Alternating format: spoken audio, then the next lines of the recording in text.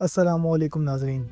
آج کل گلگت بلتستان کے حالات کے بارے میں بہت سی باتیں ہو رہی ہیں۔ آئیے آپ کو سچ بتائیں، احتجاج ہر شہری کا حق ہے، لیکن کیا احتجاج کے نام پر آگ لگانا، املاک کو نقصان پہنچانا اور لوگوں کے گھروں تک پہنچ جانا درست ہے؟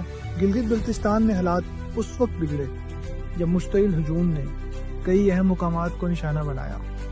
آرمی پبلک اسکول سکردو کو آگ لگا دی گئی، حالانکہ یہ وہ ادارہ ہے جو اسی علاقے کے بچوں کی تعلیم کے لیے بنایا گیا تھا اور بہت سے بچے یہاں مفت تعلیم حاصل کر رہے تھے۔ ناظرین، اسی طرح SCOIT پارک کو بھی جلا دیا گیا، جو نوجوانوں کو ٹیکنالوجی اور روزگار کے موقع دینے کے لیے بنایا گیا تھا۔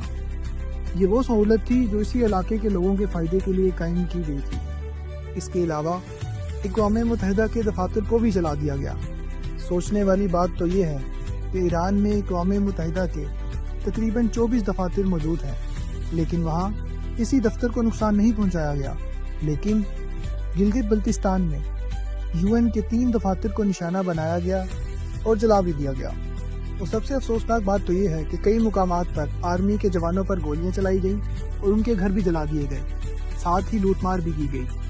ناظرین، اس کے علاوہ 2 فوجی جوانوں کو بے دردی کے ساتھ زندہ جلا دیا گیا، جبکہ ایک جوان کو فائر مار کر شہید کر دیا گیا۔ کیا یہ کام معصوم لوگ کر سکتے ہیں؟ اگر مظاہرین معصوم تھے اور پرامن تھے تو پھر یہ پرتشدد کارروائیاں کیوں ہوئیں؟ اب ذرا ایک لمحے کے لیے خود سے سوال کریں، اگر کوئی ہجوم آپ کے گھر میں داخل ہو جائے، آپ کے بچوں اور خاندان کو ڈرائے، تو آپ کیا کریں گے؟ کیا آپ خاموش رہیں گے یا اپنے گھر اور اپنے خاندان کی حفاظت کریں گے؟ یاد رکھیں، پاکستان آرمی کے جوان بھی انسان ہیں، ان کے بھی گھر ہیں، ان کے بھی بچے ہیں، ان کے بھی خاندان ہیں۔ جب حالات اس حد تک پہنچ جائیں کہ ہجوم گھروں تک آ جائے تو پھر امن قائم کرنا اور دفاع کرنا ضروری ہو جاتا ہے۔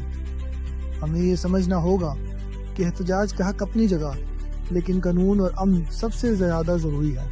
اگر ہم واقعی گلگت بلتستان اور پاکستان سے محبت کرتے ہیں تو ہمیں تشدد نہیں بلکہ امن، اتحاد اور ذمہ داری کا رستہ اختیار کرنا ہوگا، اور جو لوگ بھی ان تشدد بھرے واقعات کے ذمہ دار ہیں انہیں قانون کے مطابق سخت سزا ملنی چاہیے، کیونکہ آخر میں یہ ملک بھی ہمارا ہے اور اس کے امن کی بھی ذمہ داری ہماری ہے۔